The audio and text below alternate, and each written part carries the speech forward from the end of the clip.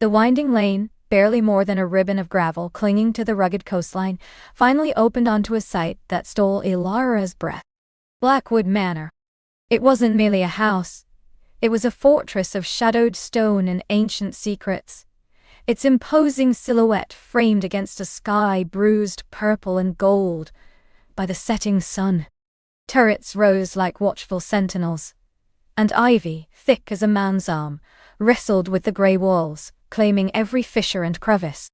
The air, crisp and tasting of salt and damp earth, carried the faint, distant roar of the ocean. Ilara had driven for hours, leaving the city's clamour far behind, trading concrete for craggy hills, and the relentless grey for the vibrant, untamed palette of the Scottish Highlands. She was here on a professional engagement, tasked with cataloguing a newly unearthed private art collection, but as her vintage Land Rover crunched to a halt before the massive oak doors, a tremor of something far more personal ran through her. This place felt less like a job, and more like a destination. A soft rain began to fall, a fine mist that clung to her eyelashes as she stepped out, stretching limbs stiff from the long drive. The silence was profound, broken only by the whisper of the wind and the distant cry of gulls. For a moment, she simply stood, absorbing the manor's formidable grandeur, a shiver chasing down her spine that had nothing to do with the chill in the air. The heavy oak door, studded with iron, swung inward with a groan that echoed through the cavernous entrance hall. A tall, slender woman with a severe bun and kind eyes, whom Ilara guessed to be the housekeeper, stood framed in the amber glow of the interior. "Miss Vance? Welcome to Blackwood. I am Mrs. McLachlan." Her voice was soft, laced with a melodic lilt. "Thank you, Mrs. McLachlan. Please, call me Ilara." Mrs. McLachlan offered a warm if fleeting smile. "The master is expecting you. He's in the library. If you'll follow me, I'll have your luggage taken up." The interior of Blackwood Manor was a symphony of dark wood, rich textiles, and the faint, comforting scent of beeswax and old books. Tapestries depicting hunting scenes and mythical beasts adorned the walls, their colors mellowed by time. As they moved through a series of grand, silent rooms, Ilara found herself mesmerized. Every object, every detail, spoke of history, of generations who had lived and loved and died within these walls. The library was a revelation. It was a vast, two-story room, lined floor to ceiling with books, their spines a kaleidoscope of faded leather and gilt. A roaring fire crackled in a hearth large enough to stand in, casting dancing shadows across the room and painting the air with the scent of wood smoke. And then she saw him. He stood by a tall, mullioned window, his back to her, gazing out at the deepening twilight. He was tall, undeniably, with broad shoulders that tapered to a lean waist. His dark hair, almost black, fell slightly over the collar of his tailored tweed jacket. As Mrs. McLachlan cleared her throat softly, he turned, and Ilara's breath hitched. His eyes were the color of a stormy sea, a deep, shifting grey-green that seemed to hold both immense wisdom and a hint of untamed wildness. They met hers across the room, and in that instant, a current, unseen and undeniable, arced between them. It was a spark, a recognition, an intimate jolt that left her feeling both exposed and strangely exhilarated. His face was sculpted, strong jawline, a faint shadow of stubble, and lips that seemed perpetually on the verge of a smile, or a secret.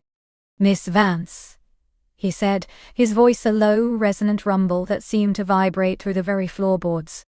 It was a voice that promised quiet authority and a certain compelling warmth. "Julian Thorne, welcome to Blackwood." He moved towards her with an easy grace, extending a hand. His grip was firm, warm, and as their fingers met, the spark intensified, a subtle, electric hum. It was a handshake that lingered a fraction of a second longer than strictly necessary, a silent question passing between them. "Mr. Thorne," Ilara managed, surprised at the slight huskiness in her own voice. "Thank you for having me, Ilara. Please." He smiled then, a slow, captivating curve of his lips that deepened the crinkles at the corners of his eyes. "Ilara, a beautiful name. I trust your journey was not too arduous." "No, not at all. The drive was breathtaking." She found herself struggling to maintain eye contact, a flush creeping up her neck. It wasn't just his striking looks, it was his presence, an aura of quiet intensity that was both intriguing and a little unsettling. Good. Mrs. McLachlan will show you to your room. We dine in an hour. Perhaps then we can discuss the collection over a glass of something fortifying. His gaze held hers for another long moment. A silent invitation before he released her hand. Until then, her room, the blue room as Mrs. McLachlan called it, was a sanctuary. The walls were panelled in a soft faded blue, and a grand four-poster bed, draped in heavy velvet, dominated the space. A roaring fire had already been lit in the stone hearth, chasing away the evening chill. From her window, Ilara could see the wild, untamed garden sloping down to a sheer cliff face. And beyond that, the limitless expanse of the sea, now cloaked in the velvet shroud of night.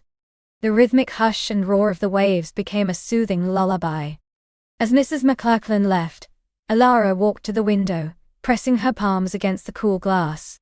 The initial thrill of the manor, the professional excitement, was now inextricably intertwined with the potent impression of Julian Thorne.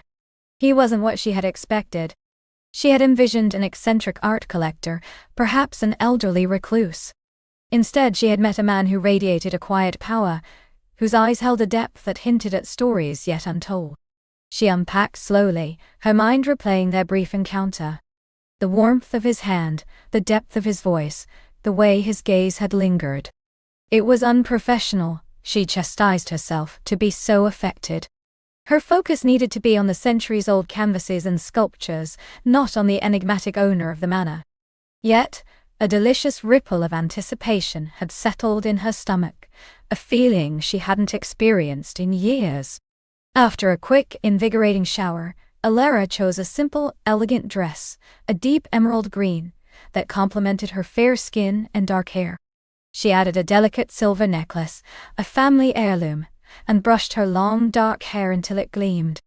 As she applied a touch of lipstick, her gaze fell on her reflection. Her eyes, usually so analytical and composed, held a new sparkle, a hint of something awakened. When she descended the grand staircase, the manor seemed to hum with a subtle energy. The air was warmer now, rich with the scent of dinner preparations, rosemary, garlic, and something else, something sweet. She found Julian in a drawing room, a more intimate space than the library, dominated by a grand piano and velvet-covered armchairs. He stood by the fireplace, a glass of amber liquid in his hand, looking even more striking in a dark, impeccably tailored suit. He turned as she entered, and his eyes, those captivating stormy eyes, held hers again. This time, there was a frank admiration in their depths that made her skin tingle. "Ilara," he murmured, his voice softer now, almost intimate. "You look stunning." A blush stole across her cheeks. "Thank you, Julian. You look very distinguished." He chuckled, a low, pleasant sound. "Distinguished? I'll take that. Come, join me. I thought a single malt might be a suitable introduction to Highland hospitality." He gestured to a comfortable armchair opposite his own, and a small crystal decanter and 2 glasses rested on a nearby table. She settled into the plush velvet, the fabric soft against her skin. He poured a generous measure of the rich golden liquid into a glass and handed it to her. The scent was peaty, smoky, with an underlying sweetness. "To Blackwood," he said, raising his glass. "And to the exciting discoveries I hope you'll make within its walls." "To Blackwood?" she echoed, taking a cautious sip. The whiskey was smooth, fiery, warming her from the inside out. They spoke easily then, the initial awkwardness melting away with each shared sip and murmured word. He asked about her work, her passion for art history, her journey to this remote corner of the world. She found herself opening up, sharing her insights into the Renaissance masters and the nuances of contemporary art. Subjects she rarely discussed with such enthusiasm outside of academic circles. He listened intently, his gaze unwavering, occasionally interjecting with a surprisingly insightful question or comment that revealed a deep, albeit understated, knowledge of art. "My family has always been collectors," he explained, a wry twist to his lips. "Though perhaps hoarders is a more accurate term. These pieces you're here to catalogue were recently discovered in a forgotten wing, walled off centuries ago during a period of unrest. A fascinating, if slightly overwhelming, legacy." "Walled off?" Ilara's eyes widened with genuine excitement. "That's incredible, like a time capsule." "Precisely. We've only just begun to assess the sheer volume. That's where you come in, Ilara, to bring order to the chaos and to reveal the hidden gems." His gaze, warm and appraising, made her feel as though Ashishi were the hidden gem he was revealing. Dinner was served in a formal dining room, illuminated by candlelight. A single long table, polished to a mirror shine, gleamed under the soft glow. Mrs. McLachlan, assisted by a younger woman, served a meal that was both hearty and exquisitely prepared. Venison with juniper berries, roasted root vegetables, and a rich, dark gravy. The wine was a robust claret, complementing the deep flavors of the food. The conversation flowed, punctuated by the soft clinking of silver and the crackle of the fire. Julian was a captivating conversationalist, effortlessly weaving together anecdotes about the manor's history, local folklore and philosophical musings on art and beauty. He spoke of the rugged beauty of the Highlands with a reverence that resonated deeply with Ilara.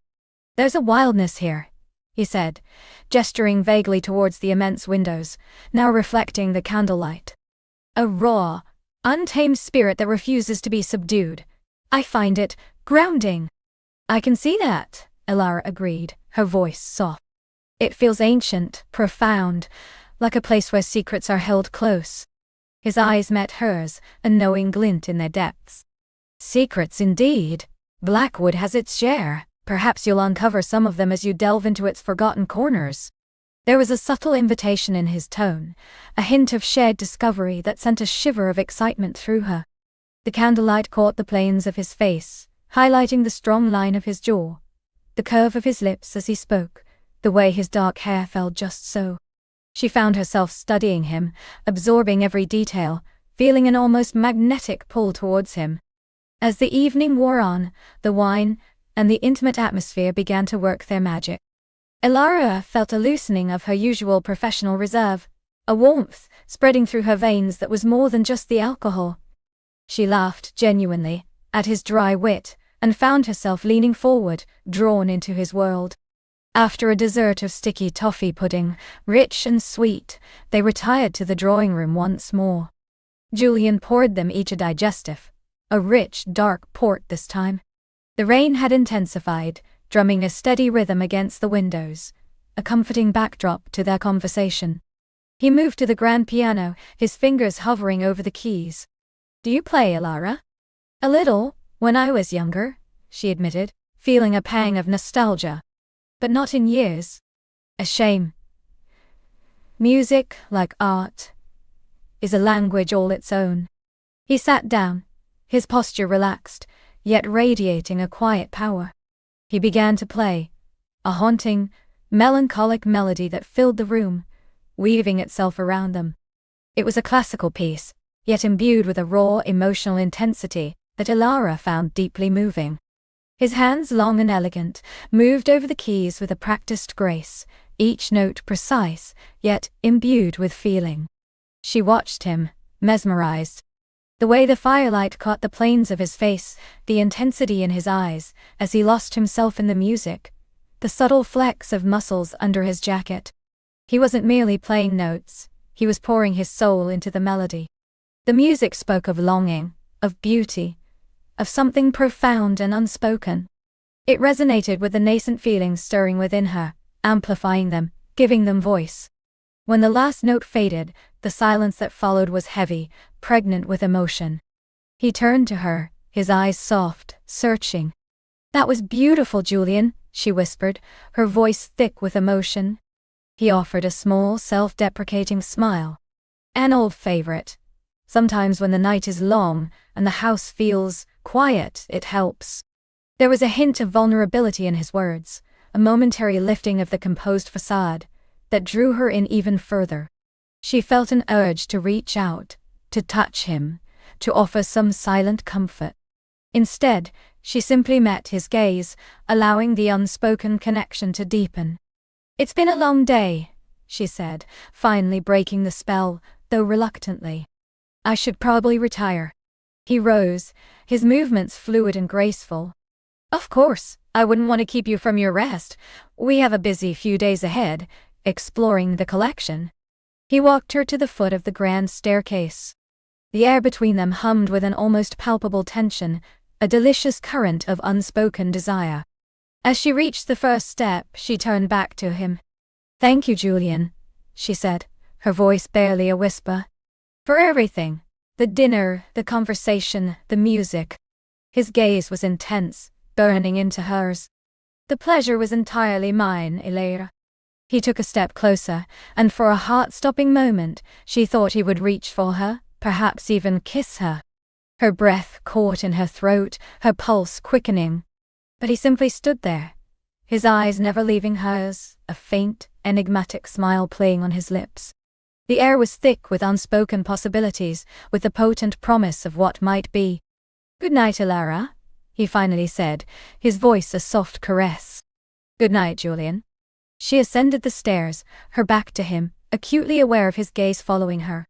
Her skin tingled, alive with a sensation she hadn't felt in years. As she reached the landing, she risked a glance back. He was still standing at the foot of the stairs, a silent, powerful silhouette in the flickering candlelight, watching her. Their eyes met one last time, a shared secret passing between them, before she turned and disappeared down the corridor to her room. Back in the blue room, the fire had burned down to embers, casting a soft, flickering glow. The rain continued its steady rhythm against the window pane, a constant reminder of the wild, untamed world outside. Elira moved mechanically, shedding her dress, letting it fall in a silken pool around her feet. She slipped into a soft silk nightgown, its cool fabric a stark contrast to the heat that still coursed through her veins. She lay in the vast four-poster bed, wrapped in the luxurious linens, but sleep was a distant prospect. Her mind replayed every moment of the evening. The first shock of his eyes, the warmth of his hand, the resonant rumble of his voice, the haunting melody of his piano. Every detail was etched into her memory, vivid and intoxicating. Julian Thorne. He was a man of contrasts, the formidable owner of an ancient manor, yet possessing a gentle charm and a deep artistic soul. He was a puzzle she was suddenly desperate to solve, a mystery she yearned to unravel. The scent of wood smoke still clung to her hair, a phantom reminder of the library fire, of his presence. She closed her eyes, and his face instantly materialized behind her eyelids, those stormy, intelligent eyes, that captivating smile. A low hum of longing began deep within her, a delicious ache that spread through her limbs. She turned onto her side, pulling the covers closer, but the warmth she sought was not from the blankets. It was from the memory of his gaze, the echo of his music, the potent, undeniable energy that flowed between them. The night outside was dark, wild, and full of whispers.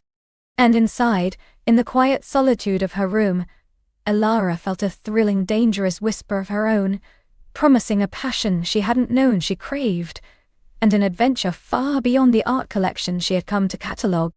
This was only the beginning. The night outside was dark, wild, and full of whispers. And inside, in the quiet solitude of her room, Elira felt a thrilling, dangerous whisper of her own, promising a passion she hadn't known she craved, and an adventure far beyond the art collection she had come to catalogue. This was only the beginning. Elira awoke slowly, the velvet darkness of her room gradually giving way to the soft, diffused light of a new day.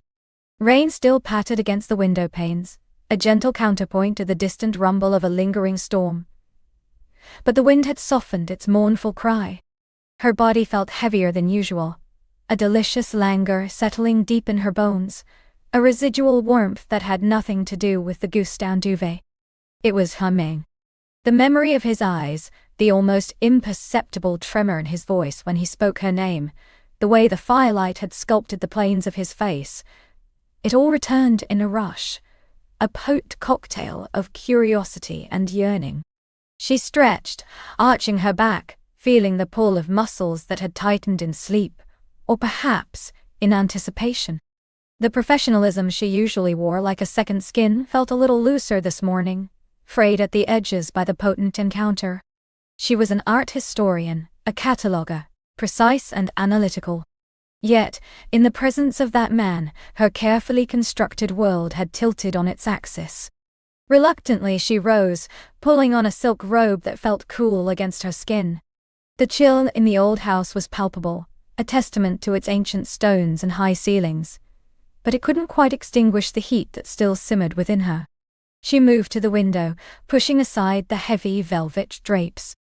A vast, untamed garden stretched out below, a tapestry of dark greens and muted browns, veiled in mist. Beyond, the ancient trees, their branches gnarled and skeletal, writhed in the lingering breeze. It was a wild, beautiful landscape, mirroring the wildness she felt stirring within herself. After a quick, bracing shower, she dressed in practical but elegant clothes, a tailored wool skirt, a soft cashmere sweater in a deep emerald hue, and sturdy leather boots. Today, she resolved, she would focus on the collection.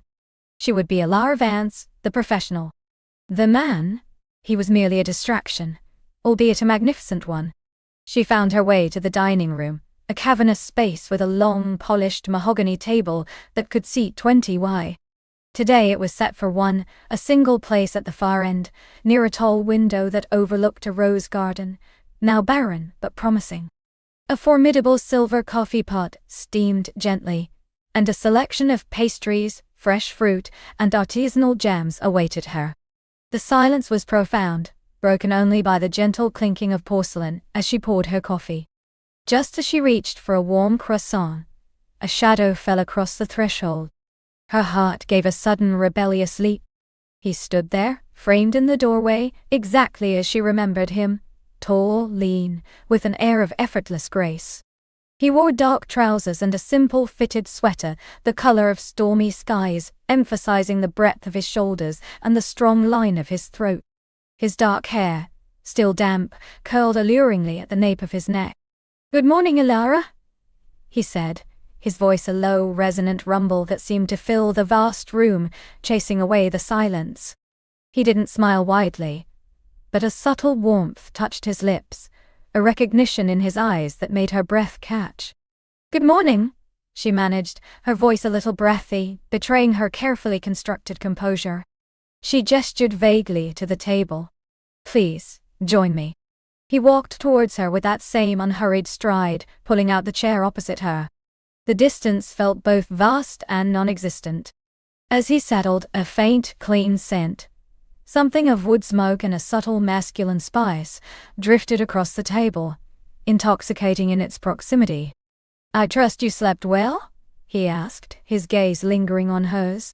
It wasn't a casual question, there was an unspoken query, a hint of shared secret in his depths. "Remarkably well, thank you," she replied, a faint blush creeping up her neck. She picked up her coffee cup, needing something to steady her hands. "And you?" "The storm sang its lullaby," he murmured, taking a piece of toast. "It always does here." He picked up a knife, spreading jam with a deliberate, almost sensual slowness. His hands were long, elegant, the fingers expressive, the hands of an artist, a musician. She remembered the cello, the way his hands had coaxed such passionate sounds from the instrument. "I should get started on the catalogue today," Alara said, trying to steer the conversation back to professional ground. "Where would you like me to begin?" "The drawing room, perhaps," he suggested, his eyes still on her. "There are some early sketches, a few portraits. They are a good introduction to the collection." "And your name?" she asked, suddenly bold, needing to put a name to the powerful presence across from her.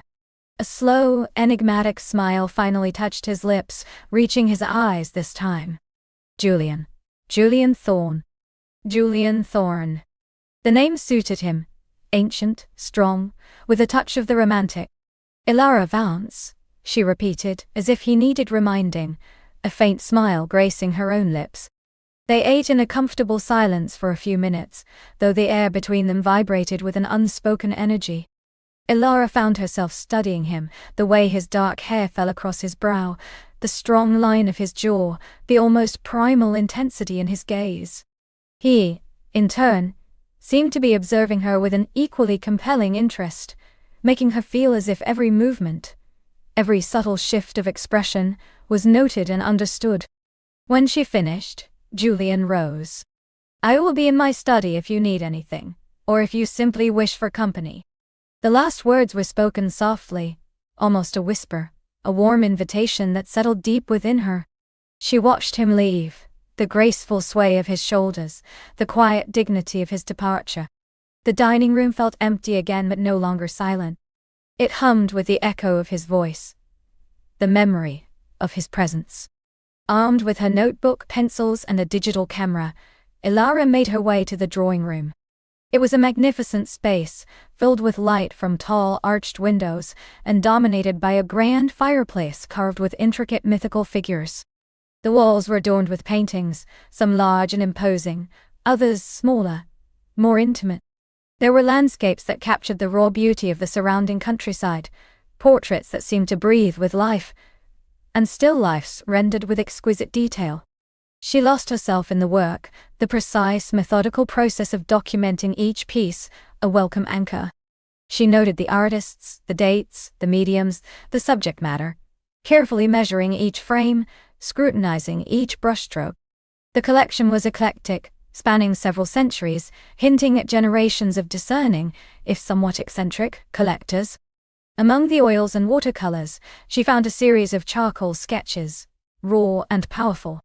They depicted various figures, some identifiable as ancestors from the larger portraits, others more ambiguous. But one in particular caught her eye. It was a profile of a man, his features strong and classic, his gaze intense, directed out of the frame as if looking towards some distant horizon. The resemblance to Julian was striking, almost uncanny.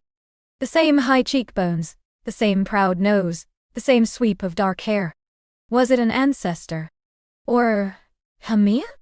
The sketch was undated, unsigned.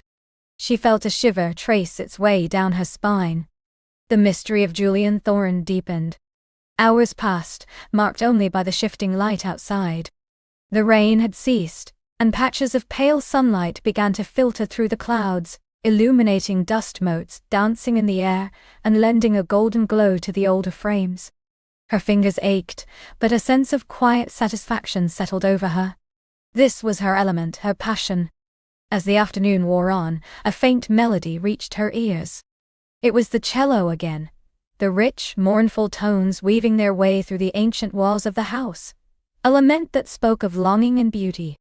The sound was irresistible. She found herself moving towards it, drawn by an invisible thread. The music led her down a long, dimly lit corridor, lined with tapestries depicting hunting scenes and heroic battles. The air grew cooler here, smelling of old leather and beeswax. The melody grew stronger, more defined, coming from behind a heavy oak door that stood slightly ajar.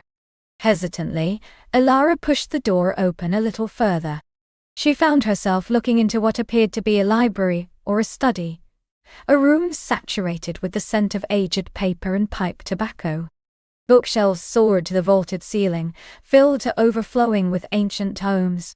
A roaring fire crackled in a massive stone hearth, casting dancing shadows on the walls. And there, in the center of the room, bathed in the warm glow of the firelight, sat Julian Thorne.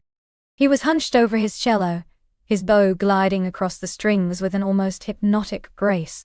His eyes were closed, his brow furrowed in concentration, lost in the music he was creating.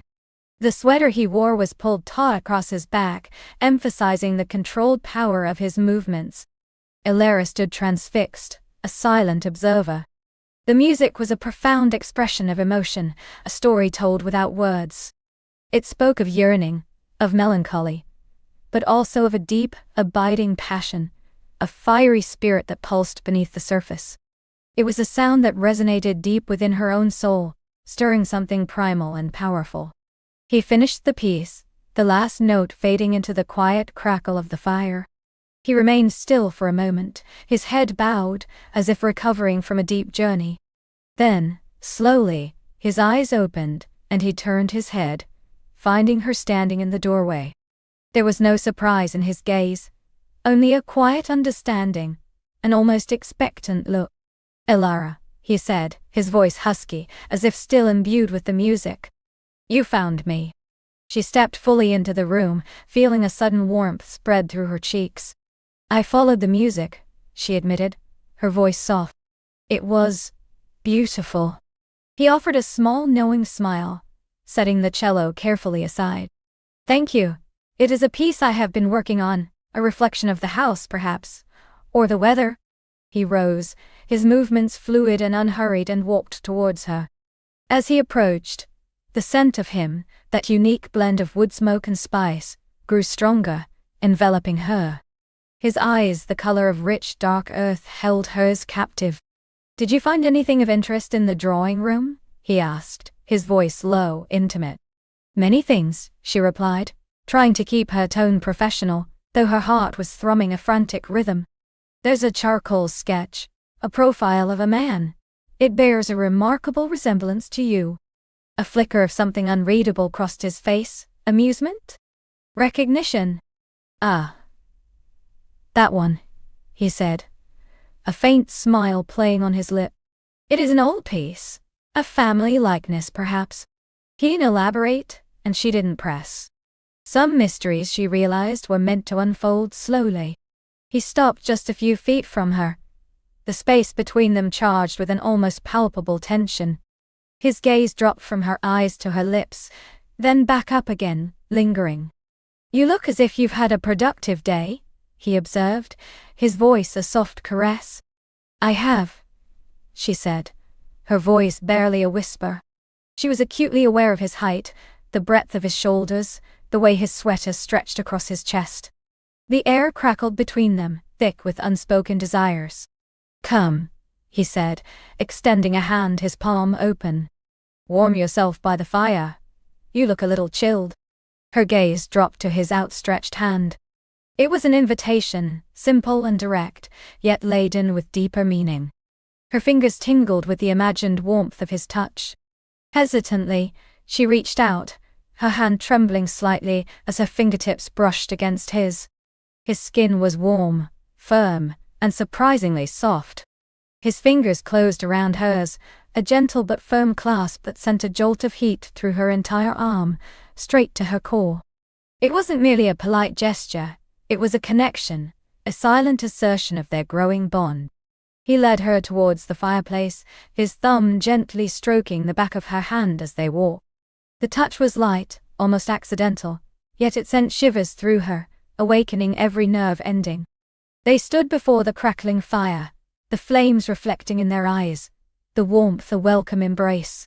"This house, it holds many stories," Julian murmured, his voice close to her ear, sending a delicious tremor down her spine. He still held her hand, his fingers interlaced with hers. "And some secrets." "I imagine it does," Elara breathed, her eyes fixed on the dancing flames, though her awareness was entirely on him. His presence was overwhelming, intoxicating. She could feel the heat radiating from his body, the subtle movement of his chest as he breathed. He turned to face her fully, his free hand reaching out, his fingers gently tracing the line of her jaw, his touch feather-light, yet intensely electric. Her breath hitched. Her eyes fluttered closed for a moment, savoring the exquisite sensation. "Elara," he whispered, his voice a low rumble that vibrated through her. "There's something about you, a light, a quiet fire." His thumb moved, stroking her cheekbone, sending a wave of delicious warmth through her. She leaned into his touch, her own hand tightening instinctively around his. Her gaze met his, and in their depths, she saw a reflection of her own longing, a raw, undeniable desire that mirrored her own. The air between them was thick with anticipation, humming with unspoken words and tantalizing promises. He leaned closer, slowly, giving her every opportunity to pull away, but she found herself unable to move, rooted to the spot by a powerful magnetic force. His gaze dropped to her lips again, an unspoken question in his eyes. Her heart hammered against her ribs, a wild drumbeat against the silence of the room. "Julian," she whispered, his name a soft plea. A sigh. His head tilted, his lips now mere inches from hers. She could feel the warmth of his breath, smell the faint, clean scent of him, feel the magnetic pull. It was a dance, a slow, sensual waltz towards an inevitable culmination. But just as their lips were about to meet, a sudden sharp rap on the library door shattered the fragile moment. Julian froze, his eyes snapping open, a flicker of irritation crossing his face before it was quickly masked. He straightened slowly, reluctantly releasing her hand, though his gaze remained locked on hers, a silent apology, and a promise of future intimacy. "Enter," he called out, his voice now calm, controlled, utterly devoid of the passion that had been simmering between them moments before. A stout, elderly woman, in a crisp uniform entered, her expression severe. "Mr. Thorne, dinner will be served in an hour, and cook requests your presence regarding the evening's menu." Julian gave her a curt nod. "Thank you, Mrs. Albright. I'll be there shortly." Mrs. Albright's gaze flickered to Ilara, a hint of suspicion in her sharp eyes, before she turned and exited the room, closing the door with a soft click. The spell was broken. Ilara felt a rush of embarrassment, a flush creeping up her neck and cheeks. She smoothed down her sweater, suddenly acutely aware of her disheveled hair and the lingering heat on her face. Julian turned back to her, a wry, almost apologetic smile touching his lips. "My apologies, Ilara. The demands of the household." "Of course," she managed, her voice still a little breathless. She picked up her notebook, needing something to hold, something to ground her. I should go and prepare for dinner." He nodded, his eyes still holding hers, a silent current flowing between them. "I look forward to seeing you at dinner then." She nodded in return, her heart still thrumming. As she walked out of the library, she could feel his gaze on her back, a tangible warmth that lingered long after she had closed the heavy oak door behind her. Back in her room, Ilara leaned against the closed door, her breath coming in short, quick gasps. Her fingers still tingled from his touch, her lips felt bruised by the phantom kiss that hadn't quite happened. The romantic tension was almost unbearable, a delicious ache that settled deep in her core. Julian Thorne was a dangerous man, a man who could unravel her carefully constructed world with a single glance, a whispered word, a nearly kiss. She looked at herself in the mirror, her cheeks flushed, her eyes bright with an unfamiliar spark. This was more than just a professional assignment. This was an awakening. The adventure she hadn't known she craved had well and truly begun. And tonight, at dinner, under the watchful eyes of Mrs. Albright, and the silent judgment of generations of Thornes looking down from their portraits, she would face him again. The thought sent a thrill, sharp and intoxicating, through her very being. The night outside was growing dark once more, but within her, a different kind of darkness, rich and promising, was just beginning to unfurl. The thought sent a thrill, sharp and intoxicating, through her very being. The night outside was growing dark once more, but within her, a different kind of darkness, rich and promising, was just beginning to unfurl.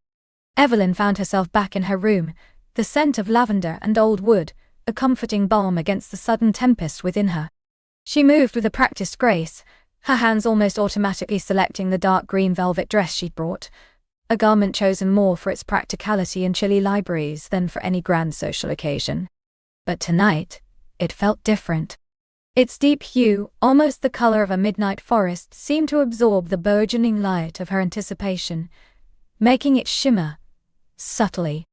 The fabric, soft against her skin, promised warmth, a small comfort against the chill of the ancient house, and the exquisite shiver of expectation. She brushed her auburn hair, letting it fall in soft waves around her shoulders, forgoing any elaborate pins.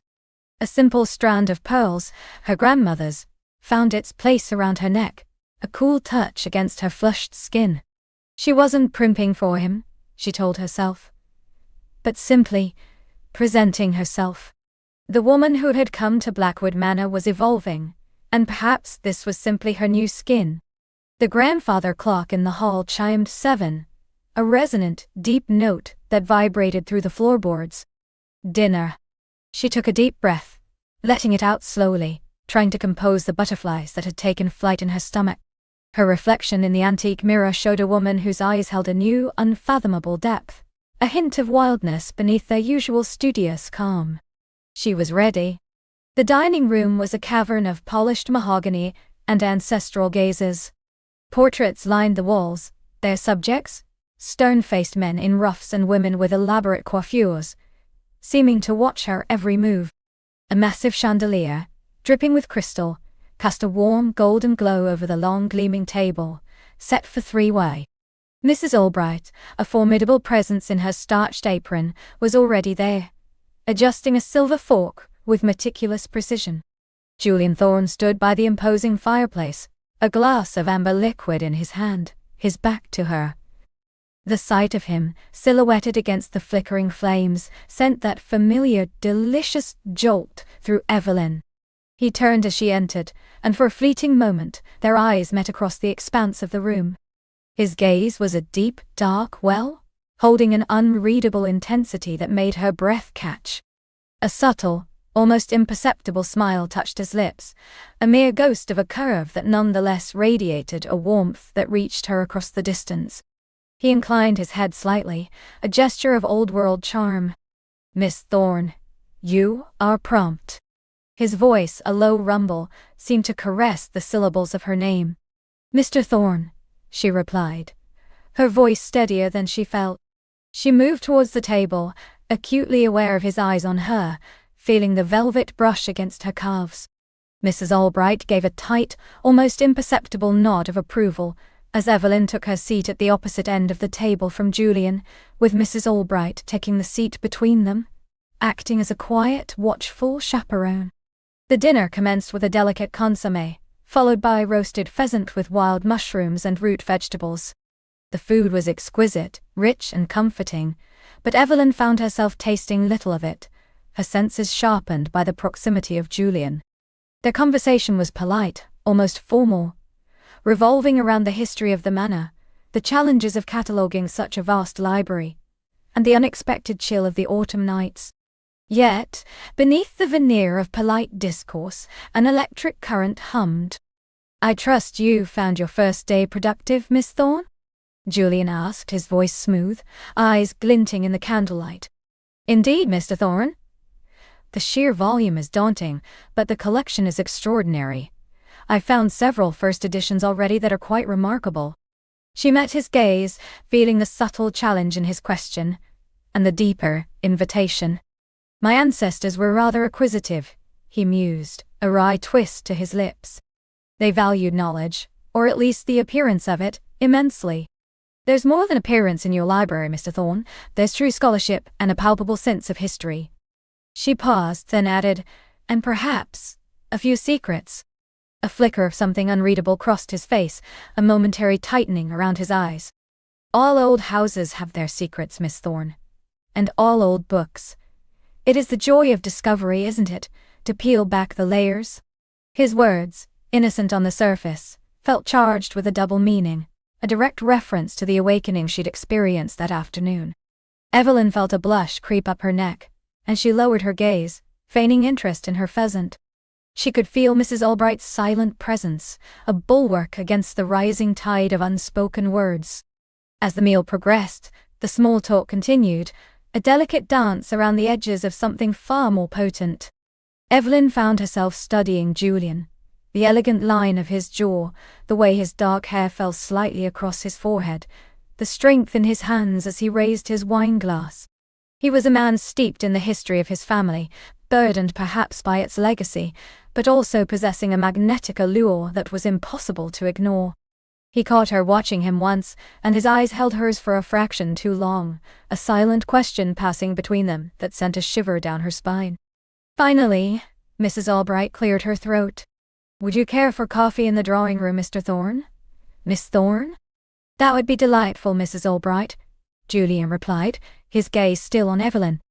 As they rose from the table, Evelyn felt a surge of nervous excitement. The drawing room. Away from the formal portraits, perhaps a more intimate setting.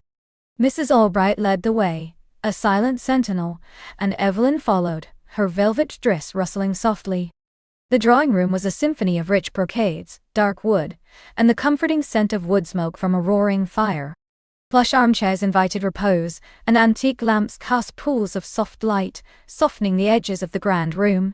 Julian motioned for Evelyn to take the armchair nearest the fire, its velvet cushions a deep crimson.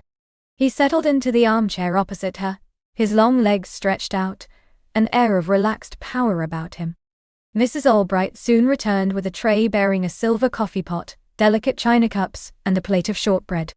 She served them both with her usual efficiency, then, with a curtsy that seemed more a formality than an act of deference, excused herself. "I'll see to the kitchen, Mr. Thorne. If you need anything further, please ring." And then they were alone. The silence that descended was not awkward, but thick with unspoken possibility. The crackle of the fire, the ticking of a grandfather clock in the hall, the soft clink of Julian stirring his coffee. These sounds seemed amplified in the quiet intimacy of the room.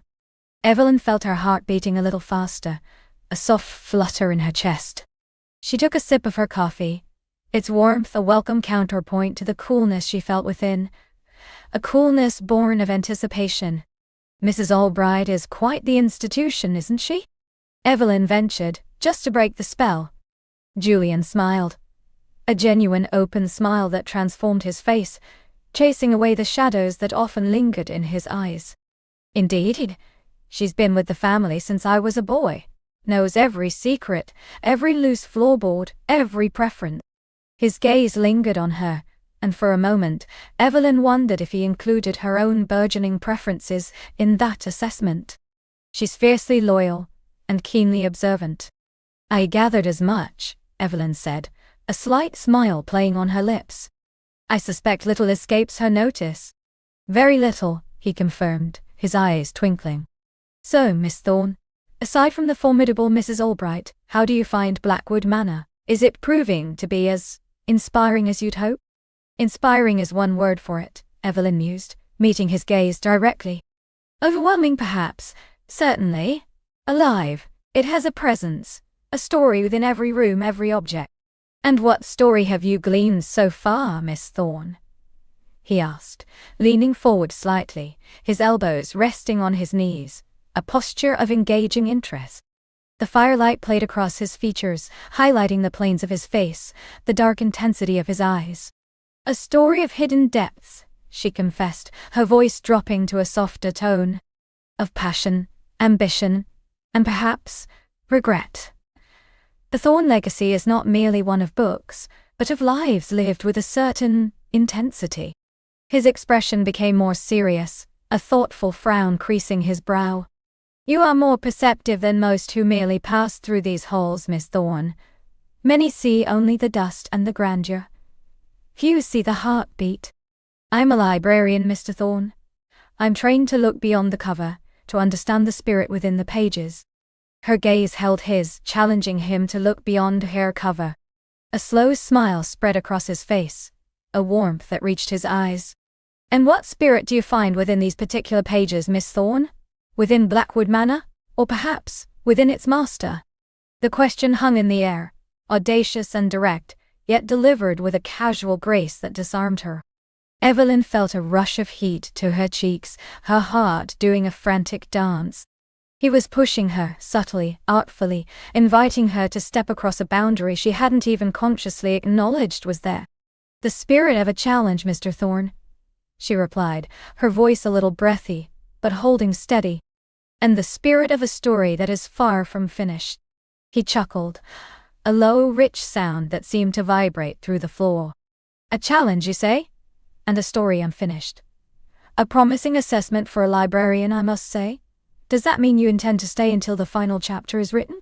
"That, Mr. Thorne, depends entirely on the narrative," she countered, a spark igniting in her eyes. "And whether the author provides enough compelling reasons to turn the page."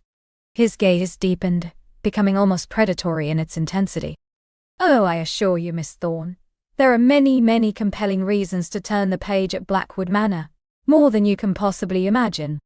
He rose from his armchair, moving with an easy grace that belied his powerful build. He walked over to a tall, glass-fronted cabinet filled with antique curiosities, silver snuff boxes, miniature portraits, an ancient compass. He opened it, his back to her for a moment, then turned, holding a small, leather-bound volume in his hand. "Perhaps," he said, his voice soft, "I might offer a glimpse of one such reason." He held out the book to her. "This is not part of the main library collection. It's a family journal, passed down through the Thorne women. It contains sketches, poems, observations, a very personal history. Few have ever seen it." Evelyn's eyes widened, a genuine thrill of intellectual curiosity mixing with the burgeoning personal one. A private journal, from the very heart of the Thorne family. This was an incredible offer, a sign of trust, and an intimacy far beyond professional courtesy. She rose and moved towards him, her heart thrumming. As she reached for the book, their fingers brushed. His skin was warm, firm, and the brief contact sent a jolt of electricity through her. Her breath hitched. He did not immediately release the book, his fingers lingering over hers, his eyes locking with hers. For a long moment they stood there, the small leather-bound volume a conduit for the unspoken tension between them. The air crackled, thick with anticipation. The scent of him, an earthy musk, mingled with old paper and a hint of something clean and sharp, filled her senses. "Be gentle with it," he murmured, his voice a low caress. "It holds many fragile truths."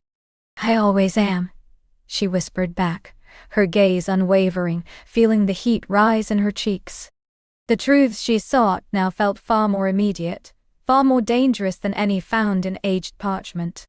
He finally released the book, his fingers brushing hers once more as he did. Evelyn clutched it, the leather warm beneath her fingertips. She retreated slightly, finding her way back to the armchair by the fire. The book a tangible link to him, and to the secrets of this house. She opened it carefully. The pages were filled with elegant, looping script, delicate sketches of flowers and fantastical creatures, pressed dried leaves, and faded ribbons. The first entry was dated 1789. Evelyn felt a profound sense of privilege, and something else, something akin to a shared secret with Julian. "It's exquisite," she breathed, her voice barely a whisper. "Thank you for sharing this with me." He watched her from across the room, his expression unreadable, a faint smile playing on his lips. "I thought you might appreciate it. It speaks of a different kind of knowledge, one not found in the grand tomes of the library, but in the heart." The word heart resonated, echoing the tumultuous beat in her own chest. She looked up from the journal, her eyes meeting his. The firelight danced in their depths, reflecting a shared understanding that deepened with every passing moment. "The library, I believe, is next on my list of compelling reasons," he said, his voice regaining a hint of his earlier playfulness. "Perhaps you might allow me to show you a particular section tomorrow, one that I believe you will find illuminating." "I would be delighted, Mr. Thorne," she replied, a genuine smile blooming on her face. "Though I suspect you already know which sections I find most illuminating." He chuckled, a rich, warm sound. "Perhaps I do, but there are always new discoveries to be made, even in the most familiar of places, wouldn't you agree?" "Absolutely," she affirmed, her gaze holding his. Every word felt like a thread, weaving a tapestry of shared meaning between them, intricate and delicate, yet undeniably strong. The evening progressed in a languid, luxurious rhythm. They spoke of books, of history, of the manor's past inhabitants, of art, and of the quiet beauty of the surrounding wilderness. Julian was a captivating conversationalist, his intellect sharp, his insights profound, his wit both subtle and disarming. He listened intently when she spoke, his gaze never leaving her face, making her feel as though her words were the most important he'd ever heard. Evelyn found herself opening up, sharing her passion for literature, her quiet dreams, her own small history, things she rarely spoke of to others. With him it felt natural, easy, as if they had known each other for years, not days. The clock in the hall chimed 10, a gentle reminder of the late hour. A sense of regret, sharp and sudden, pierced through Evelyn. She didn't want the evening to end. "It's getting late," she said, her voice soft, almost reluctant. "Indeed," Julian replied, his eyes still on her, a shadow of something unsaid lingering in their depth. He rose, and she followed suit, clutching the journal gently. "I trust you found the evening to your satisfaction, Miss Thorne?" "More than satisfactory, Mr. Thorne," she admitted, her gaze dropping for a moment, then rising to meet his. "It was enlightening." He walked her to the drawing-room door, the short distance feeling immense, charged with an invisible force. As he opened the door, he paused, turning to face her fully. They were standing very close, the warmth of his presence enveloping her. The faint scent of his cologne, sophisticated and masculine, reached her. "Tomorrow, then," he said, his voice a low murmur, "we continue our exploration of the library's secrets, and perhaps others." His eyes held hers, a silent question, a powerful promise. Evelyn felt a tremor run through her. She wanted to lean in, to feel the warmth of his hand, to understand the deeper meaning behind his words. But propriety, that stern governess of her life, held her back. "Good night, Mr. Thorne," she managed, her voice a little shaky. "Good night, Miss Thorne," he replied, his gaze lingering on her lips for a fraction of a second before moving back to her eyes. "Sleep well." He held the door open for her, and she passed through, acutely aware of his presence behind her. She walked down the long, silent corridor, the journal clutched to her chest like a precious secret. The grandfather clock chimed again, its deep resonance echoing through the deserted hall. Back in her room, the silence was absolute, save for the frantic beating of her own heart. She leaned against the closed door, taking a deep, shuddering breath. The air still seemed to hum with his presence. She looked at the journal, its ancient leather a testament to time and hidden stories. She placed it carefully on her bedside table, then walked to the window. The moon had risen, a pale luminous disk in the velvet sky, casting the ancient grounds of Blackwood Manor in an ethereal glow. The dark silhouettes of the trees seemed to whisper secrets to the wind. Evelyn watched the scene, her mind replaying every moment of the evening, his smile, his intense gaze, the brush of their fingers, his provocative words. She undressed slowly, the velvet dress falling to the floor in a soft rustle, each movement imbued with a heightened awareness of her own body, a body that felt alive, humming with a new energy. She slipped into her silk nightgown, its cool caress a stark contrast to the burning warmth she felt within. She lay in bed, the journal beside her, the moonlight streaming through the window, painting silver stripes across the antique furnishings. Sleep felt a distant impossibility. Her mind raced, caught in the intoxicating current of Julian Thorne. He was a puzzle, a labyrinth of intellect and sensuality. And she, Evelyn Thorne, the quiet librarian, found herself utterly captivated, drawn into his orbit with an irresistible force. The awakening she had felt earlier in the day had deepened, transformed into a profound sense of yearning. A yearning not just for intellectual discovery, but for something far more elemental, something that stirred in the depths of her very being.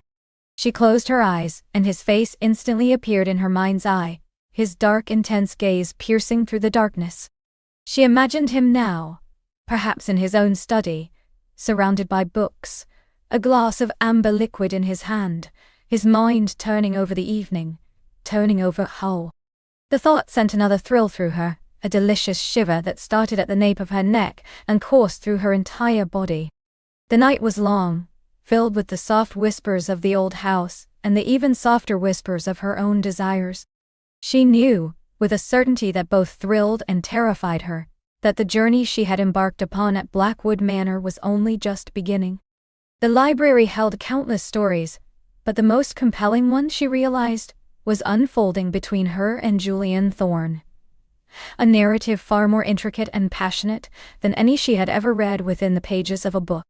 The next day, and its promise of shared discoveries in the hushed, hallowed halls of the library felt both impossibly far away and thrillingly close. She wondered what new secrets they would uncover together, and what further layers of herself she would shed under his watchful, knowing gaze. The adventure continued, rich with possibility, ripe with anticipation. The morning dawned, painting her bedroom in hues of soft rose and gold. But it was the memory of Julian's voice, the warmth of his presence, that truly illuminated her waking. She stretched, her body still humming with a delicious electric awareness, as if his touch lingered on her skin, though he hadn't physically touched her in that way. Every mundane act, the scent of brewing coffee, the gentle steam of her shower, the selection of her clothes, was imbued with an unprecedented significance, each a small step towards their rendezvous. She chose a dress of deep emerald silk, a color that, she vaguely recalled, Julian had once complimented on a scarf she wore, hoping it would subtly catch his eye, an unspoken invitation. The library, when she arrived, was a sanctuary of hushed reverence, the air thick with the scent of aged paper and polished wood. Julian was already there, his silhouette framed by the towering shelves, a tome open in his hands. He looked up as she approached, and the smile that bloomed on his face was a private sunrise, meant only for her. "Good morning," he murmured, his voice a low, melodic rumble that sent a shiver down her spine. "I thought we might delve into the collected works of Eleonora Fiammetta today, a fascinating 17th-century poetess, often overlooked, whose personal correspondence hints at a scandalous affair with a cardinal." He gestured to a rare leather-bound volume on the desk. As they bent over the fragile pages, their shoulders occasionally brushing, the unspoken narrative between them unfolded with the same delicate precision as the turning of an ancient leaf. Julian's fingers, long and elegant, occasionally brushed hers as he pointed to a passage, a spark igniting each time. His gaze, when it met hers across the manuscript, was a deep, knowing pool that saw beyond the words on the page, into the very heart of her unspoken desires. He read aloud a particularly passionate sonnet, his voice imbuing the archaic words with a contemporary heat that made her breath catch. The poetess's secrets were not just on the page. They were in the charged space between them, in the shared intake of breath, in the subtle shift of their bodies closer. Hours melted away, marked only by the shifting light outside the arched windows. When Julian finally closed the book, a quiet sigh escaped him. "These stories," he began, his voice softer now, more intimate, "they remind us that the greatest passions are often found hidden in plain sight, waiting for the right moment, the right eyes to be truly seen." He met her gaze, and the intensity there was a silent question, an undeniable invitation. She swallowed, her throat suddenly dry. "And what?" she whispered, the library's hush amplifying her voice. "Do you think Fiammetta would have done, given the chance?" A slow, sensual smile played on his lips. "I think," he said, rising and coming around the table, his movements deliberate and hurried. "She would have seized it, and perhaps she would have sought a more private setting for her discoveries." He extended a hand, palm up, an eloquent gesture that needed no words. Her own hand trembled slightly as she placed it in his. His fingers closed around hers, warm and firm, sending a jolt of pure sensation through her arm, up to her chest. The library, with its myriad stories, receded into the background. Only Julian and the thrilling promise of Mary's story remained. "My apartment isn't far," he said, his thumb gently stroking the back of her hand. "I have a bottle of Chianti that I believe would pair exceptionally well with the continuation of our research." His eyes twinkled with a playful, yet deeply serious invitation. The walk was a blur, each step a further deepening of anticipation. The city sounds faded as they entered his building, ascended to his floor, and finally stepped into his apartment. It was a reflection of him. Elegant, understated, filled with books, art, and a comfortable, lived-in warmth. Soft light filtered through large windows, casting a golden glow on rich wood and plush fabrics. He led her to a sitting area where a small fire crackled in the hearth, chasing away the evening chill. The scent of cedar and old paper mingled with something else, something subtly masculine and intoxicating. He poured the wine, handing her a glass, their fingers brushing again. A touch that lingered. A promise. To share discoveries, he murmured, clinking his glass against hers. She took a sip, the wine a rich, velvety warmth on her tongue, mirroring the heat that was building within her. He sat beside her on the sofa, close enough that the warmth of his body radiated against hers, close enough that she could feel the subtle rhythm of his breathing. The conversation began, light and easy, about their day, about the poetess, but beneath the surface, a deeper current pulsed. His hand found hers again, this time intertwining their fingers, his thumb tracing the delicate lines of her palm. The simple touch was an exquisite torment, a slow burning fuse. He turned to face her fully, his gaze intense, unwavering. "You know," he began, his voice a low caress, "I've found that the most profound secrets aren't always found in ancient texts. Sometimes they're hidden in plain sight, in the unspoken desires between two people." He lifted her hand, bringing it to his lips, and kissed the back of her fingers, then her wrist, a feather-light touch that sent shivers through her. Her breath hitched. Her heart hammered against her ribs, a frantic drum beat. She leaned into him, an instinctive, undeniable pull. "Julian," she whispered, her voice barely audible. He set their joined hands gently on her lap, then reached up, his fingers tracing the line of her jaw, his thumb brushing her lower lip. His touch was electric, igniting every nerve ending. Her lips parted slightly, an unconscious invitation. "May I?" he asked, his voice a husky whisper, his eyes dark with desire, seeking her consent, even in this moment of overwhelming longing. She nodded, unable to speak, her eyes already closing. His lips met hers, softly at first, a tentative exploration, then with an exquisite escalating pressure. It was a kiss that tasted of Chianti and longing, of ancient secrets and new beginnings. His hand moved from her jaw to the nape of her neck, his fingers tangling in her hair, drawing her closer still, until there was no space left between them. Her arms instinctively wrapped around his waist, pulling him tighter, desperate to feel every inch of him.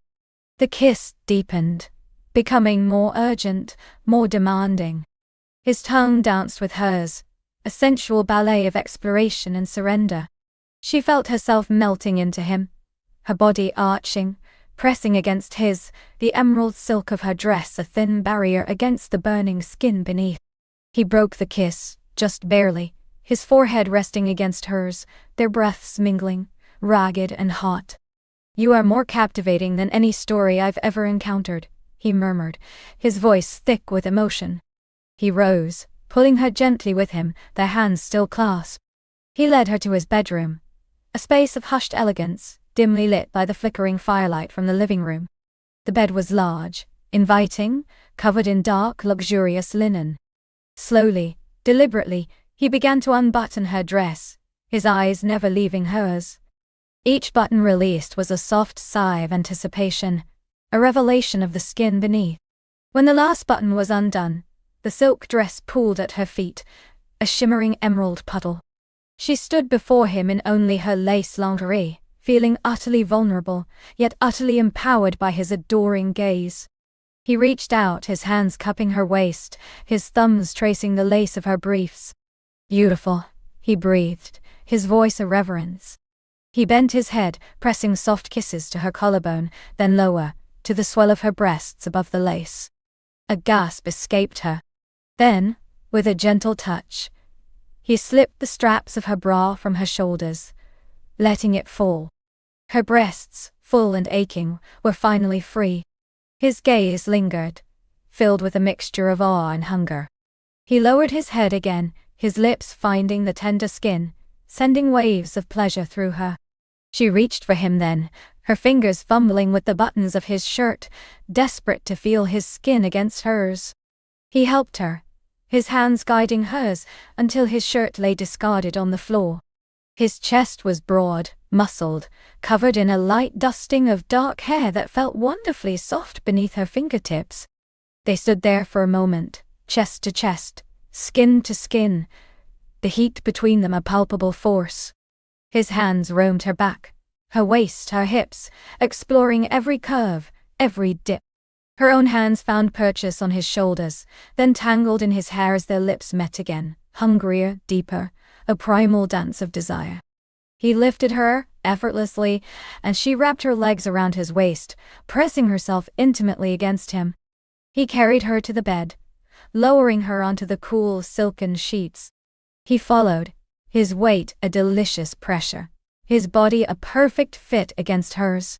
The world narrowed to the sensations of their touch, their breath, their whispered words of encouragement and longing. He moved slowly, deliberately, each kiss, each caress, a careful unveiling of pleasure. Her own body responded with an eager abandon, her hands exploring the contours of his back, the tautness of his muscles, the strength of his thighs. When he finally entered her, it was with a soft sigh of mutual relief and burgeoning ecstasy. A gasp escaped her, a sound of pure, unadulterated pleasure as their bodies aligned, becoming one. The rhythm began, slow and deep, building with each thrust, each passionate kiss.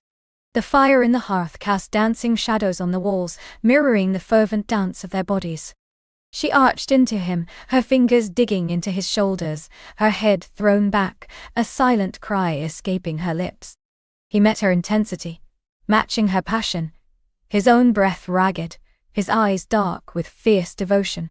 The climax, when it came, was a breathtaking explosion of sensation, a release that resonated deep within her soul, intertwining their spirits as profoundly as their bodies. They lay tangled together afterward, limbs entwined, skins slick with sweat, the scent of their shared passion filling the air. Her head rested on his chest, listening to the powerful, steady beat of his heart. She felt utterly cherished, utterly seen, utterly complete. He stroked her hair, pressing a gentle kiss to her temple. "Some secrets," he whispered, his voice soft with contentment, "are meant to be shared. And some stories are just beginning." She smiled, a warmth spreading through her that had nothing to do with the fading firelight. The adventure indeed had only just begun. And she knew with a certainty that settled deep in her bones, that with Julian Thorne by her side, every page of their unfolding narrative would be rich with discovery, vibrant with passion, and exquisitely deliciously hers.